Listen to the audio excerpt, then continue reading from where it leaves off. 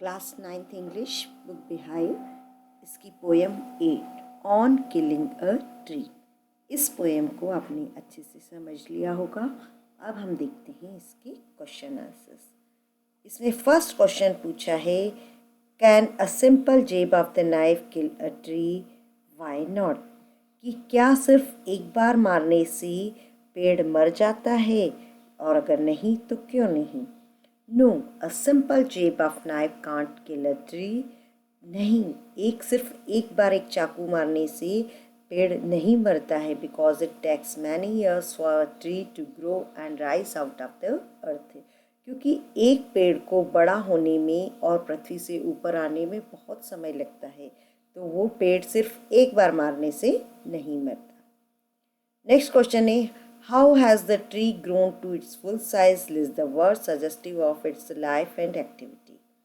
तो ट्री कैसे पूरा बड़ी साइज में बनता है, जाके आप इसके लिए वर्ड्स बताइए। The tree grows to its full size by absorbing years of sunlight, air and water.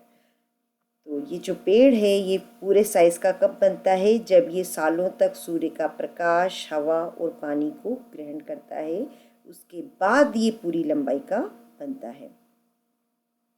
Next question he, what is the meaning of the bleeding bar? What makes it bleed? तो ये जो bleeding bark है ना, बहती हुई ये जो छाल है, इसका क्या मतलब है और इसमें खून क्यों आता है? Bleeding bark means the area of the tree trunk where it has been hit with the axe. तो यहाँ पर पर्सनोनिफिकेशन किया गया है। ऐसा माना गया है कि ट्री भी एक ह्यूमन बीइंग है, एक मनुष्य जैसा है। तो जैसे हमको काटने पर चोट लगती है, खून बहता है, तो उसी तरीके से ये माना गया है कि जब हम ट्री को मारते हैं, उसको कट करते हैं, तो उस वहाँ से भी जो जूसी मटेरियल निकलता है उसको ब्लड जैसा माना है। तो जो वो लिक्विड निकलता है उसको पोएट ने कंपेयर किया है कि वो ब्लड है। तो ब्लीडिंग बार्क का मतलब है कि एक पेड़ के तने का वो हिस्सा जहाँ से उसे कुल्हाड़ी से मारा जाता है, वो हिस्से को कहते हैं bleeding bark. The poet says no in the beginning of the third stanza. What does he mean by this? Third stanza में पोएट ने कहा है नहीं। तो इसका क्या मतलब है? No is used to emphasize the chopping or hacking will not be sufficient for killing a tree. तो no कह के कवि ये इस बात पर जोर डालना चाहते हैं कि सिर्फ इस तरीके से काटने से या मारने से जो है पेड़ नहीं मरेगा, सिर्फ यही पर्याप्त नहीं है। इसलिए उन्होंने जोर के शब्दों में नो कहा है, नहीं, ऐसा नहीं है।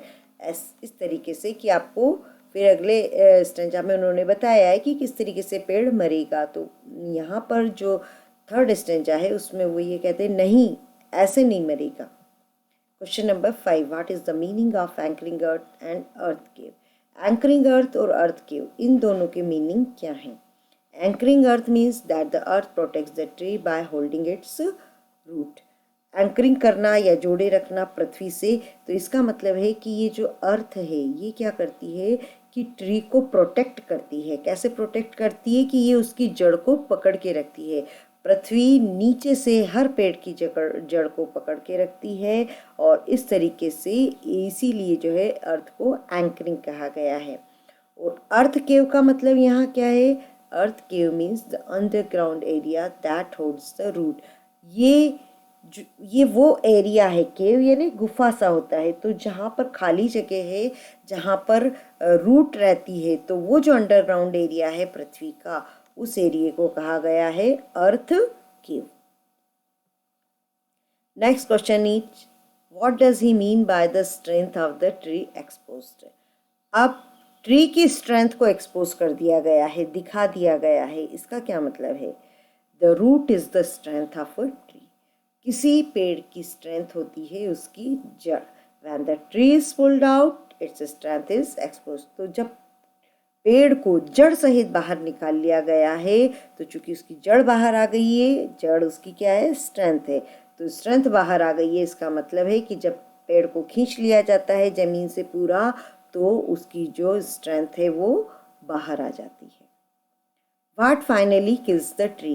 किससे पेड़ मरता है? pulling out the tree from the mother earth and scorching and choking it in the sun and air kills the tree. पेड़ को उसकी मदर अर्थ से पूरे से खींच कर निकाल लेते हैं और उसे धूप में सूखने मुरझाने देते हैं, तब जाकर वो पेड़ मरता है। तो इस तरीके से ये पोएट कह रहे हैं कि पेड़ का मरना इतना आसान नहीं है, आपको मारना है तो पूरी तरीके से ऐसे ऐसे मारो करके वो आपको बताते हैं। तो होप आपको ये क्वेश्चन आंसर्स अच्छे से समझ में आ गए होंगे और इतनी इजी लैंग्वेज में हैं तो आपको याद भी बहुत जल्दी हो जाएंगे।